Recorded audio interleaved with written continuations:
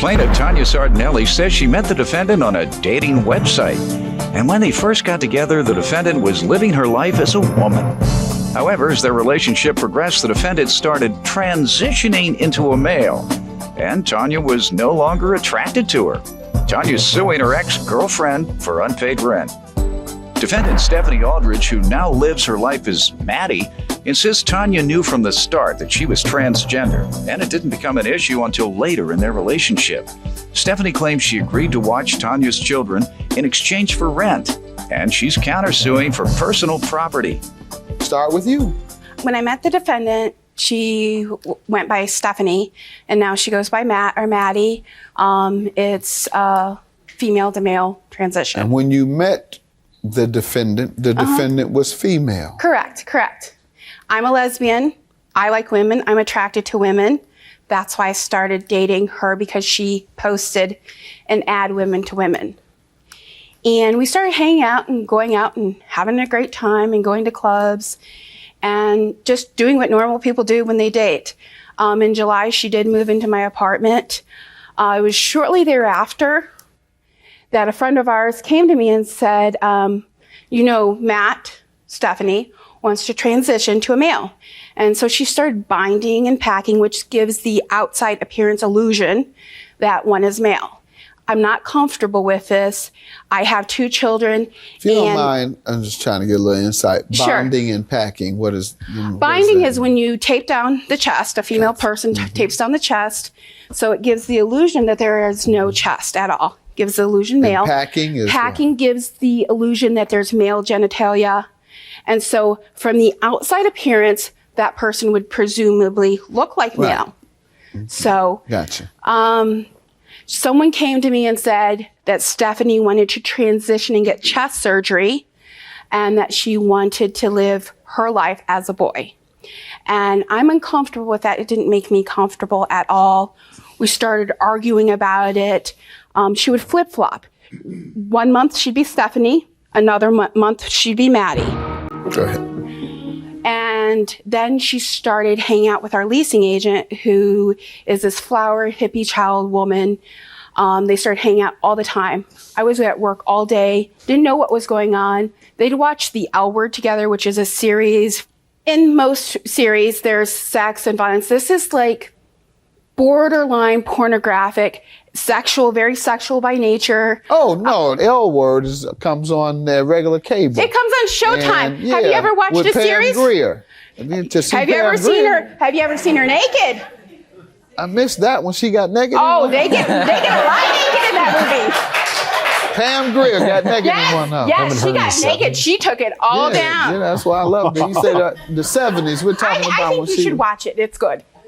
And so she's watching The L Word with the leasing agent. Do they have it on DVD yet? Yes, they do, sir. I know you know. Is it on DVD yet? I have the first season. It's on first season. You got it with you? No, I can burn it for you. I just want to see Pam Grier. I love Pam Grier. Oh, she was getting freaky with it, too. All right, let's get back on the case then. Now, your defendant would sit up watching... L Word, while I was at work. And so I came home one day and I found underwear that weren't mine in our bedroom, and my bedroom smelled of perfume that I would never wear. And even though she denies anything happened, I think there was a little bit more going on than meeting the eye. Exactly. Then she started hanging out, getting high with the leasing agent. They would get drunk. Maddie started lying to me about where she was. I'd call from work. I got your point. The defendant was cheating. So you tell me some background on the case before we get to the rent she's suing about. Your Honor, we had met online through Craigslist. I had posted an ad stating that I was a transgender male looking for a female. I was open and honest about that to begin with, and that is the ad that she had replied back to me from. We had started talking on the phone, just, normal things, getting to know each other, and then started dating. And you looked the same way you look today? Yes, I've been binding for 5 years now. Okay, go ahead. And we started dating, and I pretty much fell head over heels for her. It was pretty much instant attraction. We really hit it off. Probably about 2 months into the relationship, we started having issues with me being trans. Started having a lot of arguments and fights about it, even though she had knew from the beginning that I was identifying as female to male. And it then turned into, when we had moved to Lakewood, I was watching her children. I would take them to and from school every day. That's what I did for 2 years when I was with her, was take care of her kids. And when the kids weren't there, when they were at school, I did end up watching the L Word. Let's talk about this cheating. I did end up watching the L Word with her, yes. But other than that, nothing else happened. There was no underwear found in the room. And I just... She never approached you saying that she found such items in the room? No. Implying that you perhaps had someone in you all's room? No, she had implied to me that maybe the leasing agent was in the bedroom, but she had found no articles of clothing or anything like that. So let's get back to the rent you're suing about. Okay. When I was with Maddie, Maddie didn't have a job.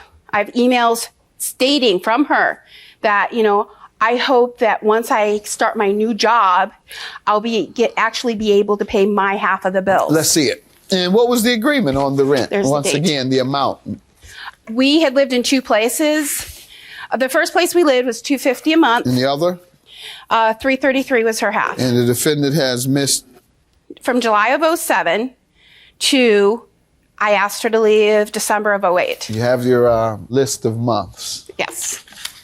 Defendant? We had an agreement that when we first met, that if That's not an insult to you, is it, for me to refer to you as the just defendant? You're fine. Because I don't want to make mistakes that might be uncomfortable for you. No, I appreciate that. Thank you. When the plaintiff and I first met, we had an agreement that if I had watched her children while she was at work, that I would not have to pay rent. It was kind of a trade-off. And I have the actual document that she had posted on Craigslist looking for a babysitter 4 days before we had gotten together. So you don't owe any of this rent because of the offset with babysitting? Exactly. All right. And why would you not want to pay the defendant but pay the other child care person? I paid the the child provider because she did a preschool program. My one daughter. Would you have not paid the sitter had the sitter done the exact work the defendant did? No.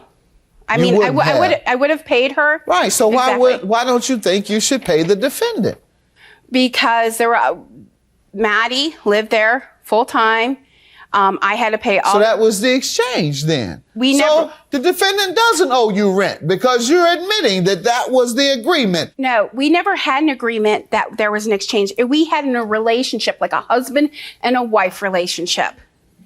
But even within a husband and a wife relationship, they don't pay each other rent. They don't pay each other rent. They don't pay rent, but they each contribute to the household. Your counterclaim for $940 is for personal property. She had taken my belongings from the apartment, which includes, I have a list, a breakdown of the items. When did she take your belongings? With her when she moved out. Were you all still on friendly terms? Not quite. Okay, how did she prohibit you from getting them? There was times when I had tried to go there. She had deadbolted the lock. Okay. I could not get in. I had an apartment key, but not a deadbolt key. Ma'am, what do you say to this? Maddie, came over on 4 different occasions. She had a high-end editing system. She came with her mother to pick up. She came to get her clothes.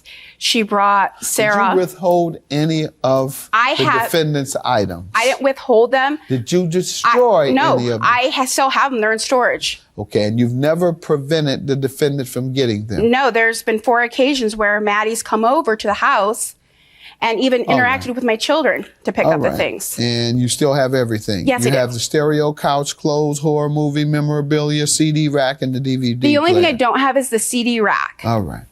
So that's $60.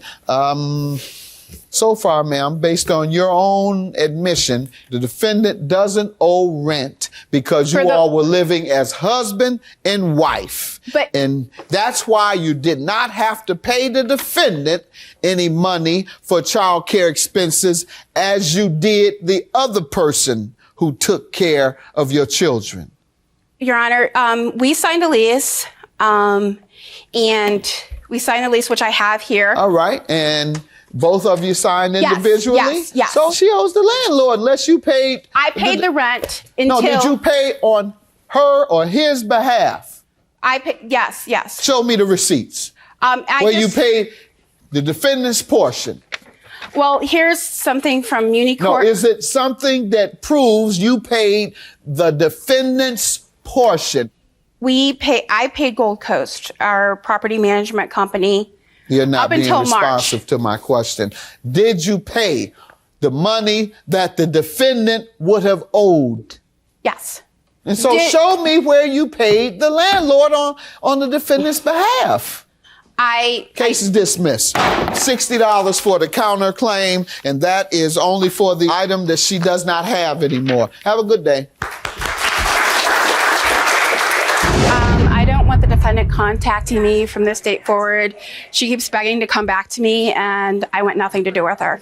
My feelings for her have not changed. I still care about her. I still care about the kids.